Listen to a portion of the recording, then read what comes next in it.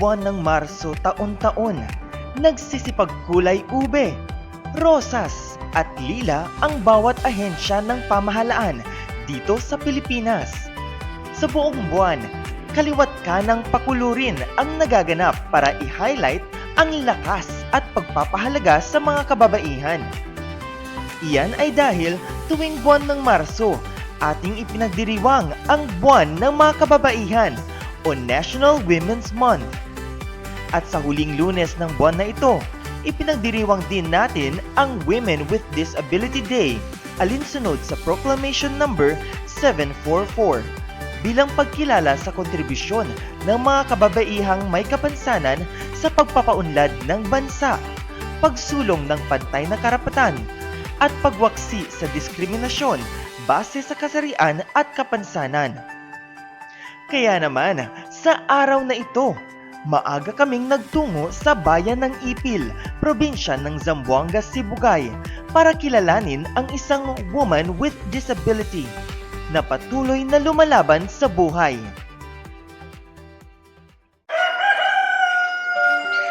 Sa bawat pagbukas ng kanyang mga mata, kitang-kita ni Vilma Datong ang pag-asa sa bawat umaga.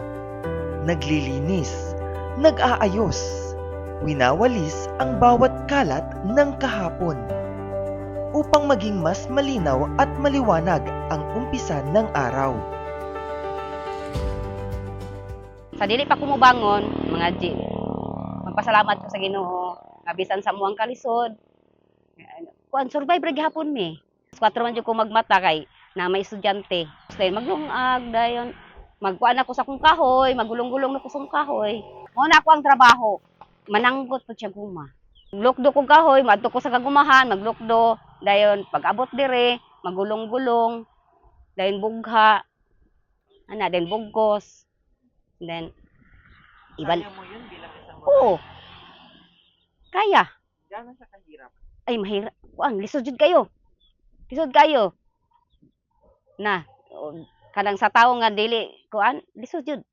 Pero sa kuan, daling kamot ko. Tungod sa akong mga anak. Bulag ang kanyang kaliwang mata. Ngunit aniya, ito rin ang nagturo sa kanya upang makita lalo ang pagmamahal ng kanyang asawa at mga anak. Naglalis may kay kana siya kuan siya kay sa iyang mga anak bitaw. Kanang dili siya gusto nga panaugon ako siyang silong.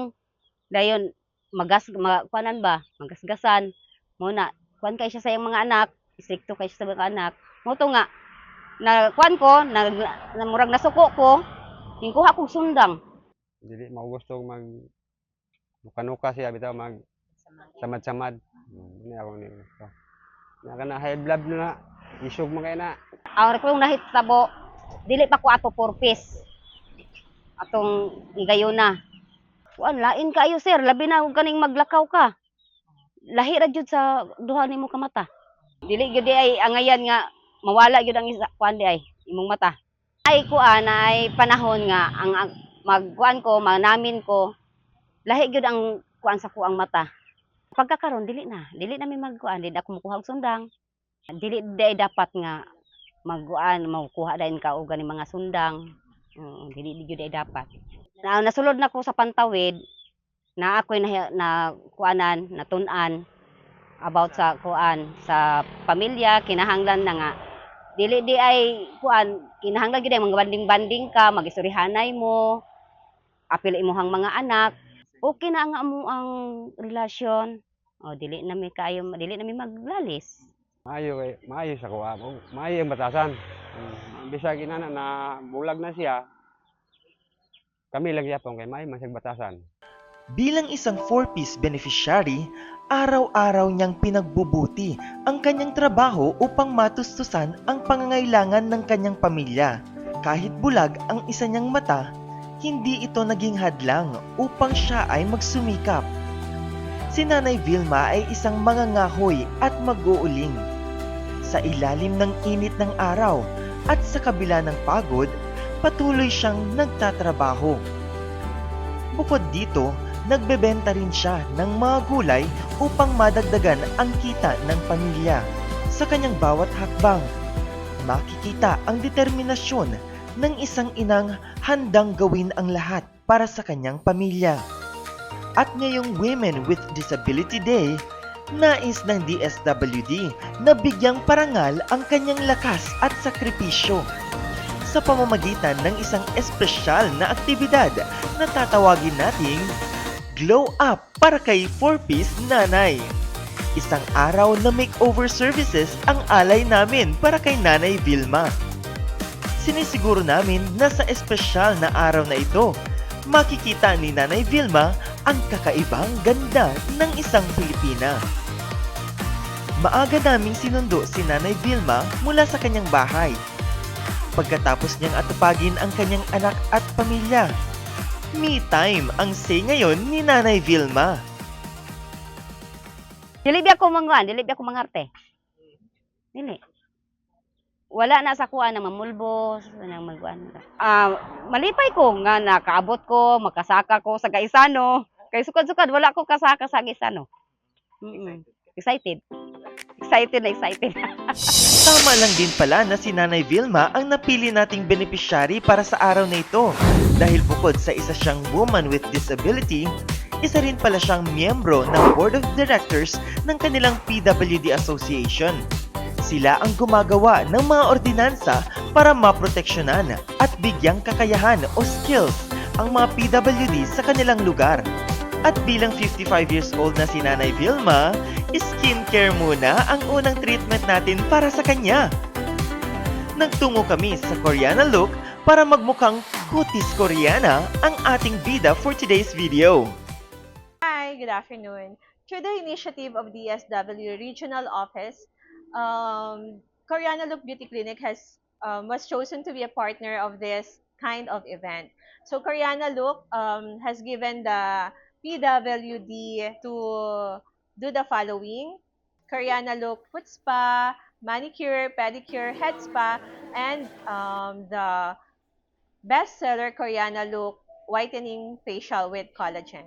Inviting you all to experience luxury treatments only at Koreana Look Beauty Clinic with branches in KCC Mall Branch, Tetuan, Santa Maria, Baliwasan, La Purisima City Mall branched at Tetuan, and also Robinson's Mall Pagadian, Ipil Sibugay, Gaisano Mall, Bongao Branch, and soon to open the Sinunok Branch in Zamboanga City, Robinson's Mall Dumaguete Branch, Holo Branch, and of course, our premium branch, Cora by Koreana Look Beauty Clinic on March 20 at SM City Mall, Zamboanga.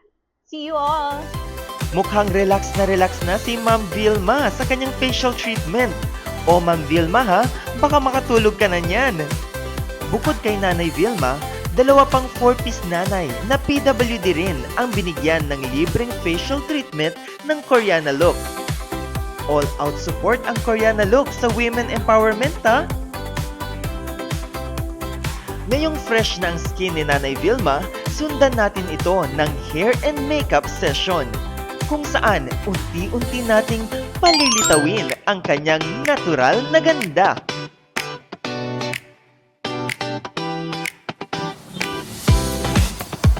Welcome to Brian and Miguel Hair Salon and Makeup Studio. Since Women's Month ngayon, so we have here our lucky lady from Naga. So ang gagawin natin sa kanya is we will just enhance her natural beauty. Kasi it is your first time, ma'am, no, to have hair and makeup done. So since first time niya din, gagawin natin tong more special. We will use high-end product para mas ma-appreciate yung looks na gagawin natin sa kanya. So we will just going to make it subtle, glowing, enhance lang yung natural beauty niya. Ayan na, humawak na ng brushes ang ating artist. Ang may-ari mismo ng salon na si Sir Brian Amigleo ang hahawak sa ating featured beneficiary.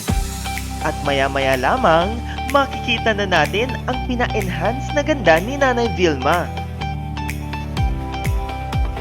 For today's Women's Month, I am encouraging everyone to visit our salon Brian Amigleo Hair Salon and Makeup Studio. We offer hair and makeup services. So, Brian Amigleo Hair Salon and Makeup Studio offers quality services the whole Zamboanga Peninsula. So, if you wanted to visit our salon, you can go ahead and visit our salon at Poblacion Ipil, Zamboanga, Sibugay, beside Selfie Studio.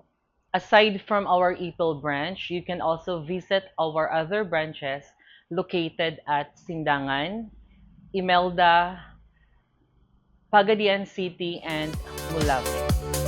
Mukhang malapit na nga matapos ang ating obra maestra. Maraming salamat sa talento ng ating makeup artist na si Sir Brian. Ngayong gabi, King. Tebil, asa naman ka akong beneficiary? Tebil? Excuse me, ma'am. Nakita niyo mo si Ate Vilma? Ay, Ma'am Jean, ako ni. Tebil, ikaw na na? Oo, ako ni. Wala kang kailan ako. Halos hindi na nga natin nakilala si Nanay, Madam Vilma pala. Kumpletuhin na natin ngayon ang kanyang transformation. Siyempre, hindi mawawala ang wardrobe at styling dyan para mabuo ang aura. Dinala namin siya sa Gaisano Mall para mamili ng kanyang isusuot na bestida. First time nga raw niya pero kita nyo naman ang rampa. O, handa na ba kayo para sa makeover reveal ni Nanay? Wait lang, habang kami ay naghahanda para sa look ni Nanay Vilma, busy na rin sa paghahanda ang kanyang mister. Dahil sa pagtatapos ng araw na ito, isang matamis na dinner date ang inihanda ng 4-piece para sa mag-asawa. Kung nagpaganda si Nanay Vilma, syempre, hindi rin magpapahuli sa pagpapagwapo ang kanyang leading man.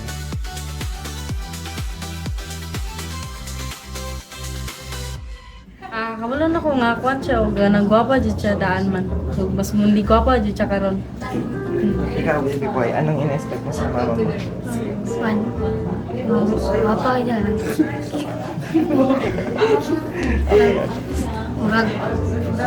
Hindi siya mainland eh. Gwapa. At heto na nga, magkikita na ang dalawa sa espesyal na araw na ito. Ngayong Women with Disability Day, malugod naming ipinipresenta sa inyo ang mga ngahoy, mag-uuling at tindera ng gulay na 4-piece nanay, si Vilma Datong. Nako, tinalo pa nga yata ang mga sikat na love team sa bansa sa kilig ng dalawang ito. Isang simpleng sandali ng pahinga, pagmamahal, at pagdiriwang ng kanilang ilang dekadang taon ng pagsasama.